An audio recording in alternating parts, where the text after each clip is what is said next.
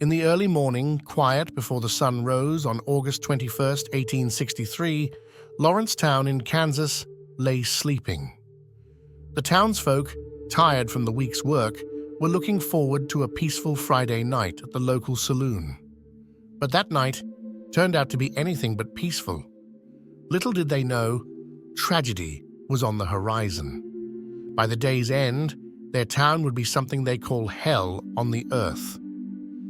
The events of that day would go down in history as the Lawrence Massacre, a day of terrible sadness and immense loss.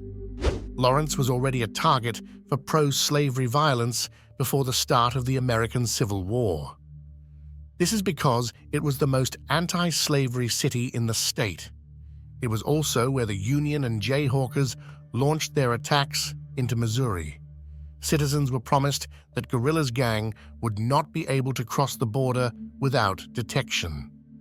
They were also certain that enemy could not travel 50 miles through a loyal county without alerting them to the impending danger. The citizens had never felt more comfortable or been less prepared than the night before the invasion. The day before the raid, William Quantrill gathered his gang around midday and set off for Kansas around 2 o'clock. They crossed the border between 5 and 6 o'clock in the morning and headed straight for Lawrence. They burned down a few houses and killed 1 or 2 residents. Between 2 and 3 o'clock, they passed through Hesper, 10 miles southeast of Lawrence. The moon had already set, making the night exceedingly gloomy and the route uncertain. They kidnapped a little child from a nearby residence and forced him to lead them into Lawrence. They kept the youngster while they worked in Lawrence, and then Quantrill dressed him up, gave him a horse, and sent him home. They quickly arrived at the crime scene. "Rush onto the town!" was the order. They charged forward with the yell of demons. The attack was meticulously prepared. Every man knew what he had to do. Groups were sent to every region of town, and it was done so quickly that before people could understand the meaning of their first yell, the entire town was filled with them. They poured into every road. The guerrillas' riding was flawless. Their horses hardly touched the earth, and the riders sat with their bodies and arms entirely free, revolvers fully loaded, shooting at every home and man they passed, and howling like demons at every bound. On each side of this stream of fire, as it poured toward the street, were men falling dead and wounded, and women and children half-dressed, running and screaming. Some are attempting to flee danger, while others rush to the aid of their deceased friends. They came to a halt in front of the Eldridge house and then looted it, plundering the apartments and inhabitants.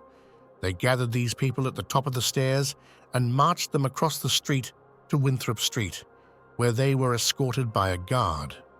All of the men were ordered to surrender. "All we want," one of the rebels said, "is for the men to give themselves up, and we will spare them and burn the house." Mr. Dix and the others surrendered. They marched them into town, and after roughly 200 feet, the guards shot them all, one after the other. After the Eldridge house surrendered and all fears of resistance were removed, the thugs dispersed in small groups across the town in desire of pillage and blood. The instruction was to burn every house and kill every man. The raiders inflicted vicious violence on the townsfolk, which included cruel actions such as sexual assault. During the massacre, the confusion and lack of control resulted in a number of tragic and brutal acts, including violence against women and countless rapes. When it was revealed that they had taken control of the town, everyone anticipated them to pillage and burn it down, as well as kill any military personnel they could find and a few notable characters. Few, however, expected a mass murder. Many people who may have escaped stayed and were killed. As a result, colored people did better than whites. They knew the men which slavery had made, and they ran to the bush at the first alarm. The yells from around the house woke up General Collimore, mayor of the city. His house was obviously well known, and they struck for it to prevent him from adopting defensive measures. The home was encircled when he peeked out the window. It was impossible to flee. There was only one place to hide, the well. He jumped into the well right away. The enemy entered the residence and sought for the owner while swearing and threatening. After failing to locate him, they set fire to the house and watched it burn. While the fire was burning, Mrs. Collimore walked outside and spoke to her husband. However, because the home was so close to the well, as the flames erupted, they shot over the well and the fire dropped in. Nothing of Mr. Collimore or the man who went down into the well with him could be seen when the flames disappeared and the well could be approached. After the rebels had fled, Mr. Lew, a close friend of General Collimore, immediately climbed down the well to look for him. The rope supporting him broke and he died in the well, along with 3 other people. Mr. Bell, the county clerk, resided on a side hill overlooking town. He noticed the insurgents before they charged. He grabbed his musket and cartridge box, hoping to beat them to the main street. His relatives tried to persuade him, warning him he would almost likely be killed. "They can kill me, but they can't kill the principles for which I fight. If they want to take Lawrence, they have to do it over my dead body." He began with a prayer for bravery and assistance. He was, however, too late. He couldn't even go to the street because it was already occupied. He then attempted to go around the back route and reach the ravine west of the roadway. He met other citizens here. "Where shall we meet?" he asked. They informed him that it was too late for them to meet any place and pushed him to keep himself. He turned around, clearly planning to return home. The rebels were dispersed in all directions, and he was exactly in the middle of them. A friend advised him to dispose of his musket, which he did. He went into an unfinished brick home and climbed up on the joists above with another man, finding escape difficult. A rebel came in and started shooting at them.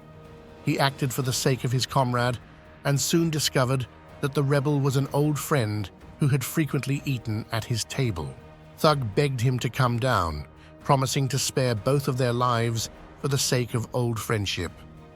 They arrived, and the rebel led them outside to roughly 20 of his buddies.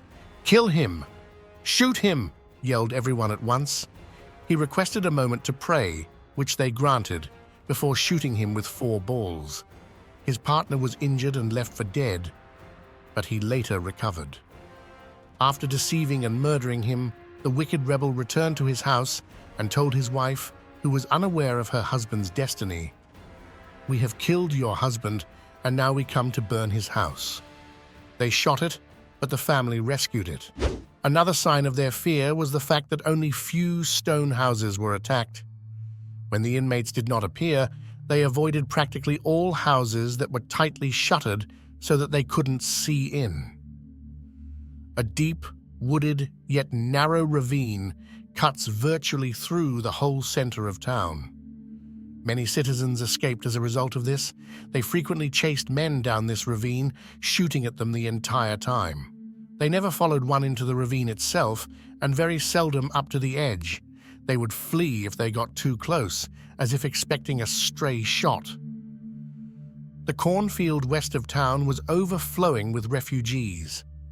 The rebels rode up to the edge frequently, as if yearning to go in and kill those who had evaded them, but their natural dread of a double game kept them at distance. The raiders who transformed Lawrence into a burning graveyard had left by 9 a.m. A day after the attack, some of the people of Lawrence lynched Thomas Corlew, a member of Quantrill's raiders who was still in Lawrence. They believed he was a spy. They hanged him in a barn on Massachusetts Street. After the attack, Quantrill brought his men south to Texas for the winter. By the next year, however, the raiders broke up as a group. They were unable to get similar successes. Quantrill died of wounds he got in Kentucky in 1865. The Kansas State Journal was the first newspaper in Lawrence to resume publication following the attack. On October 1, 1863, they distributed their first copy. It stated that every business in Lawrence had been sacked. Every shop, with the exception of 5, had been torched.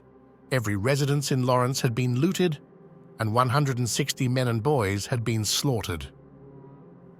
On August 23, 1863, the Leavenworth Daily Conservative reported that the guerrillas inflicted $2 million in damage and took $250,000 in cash.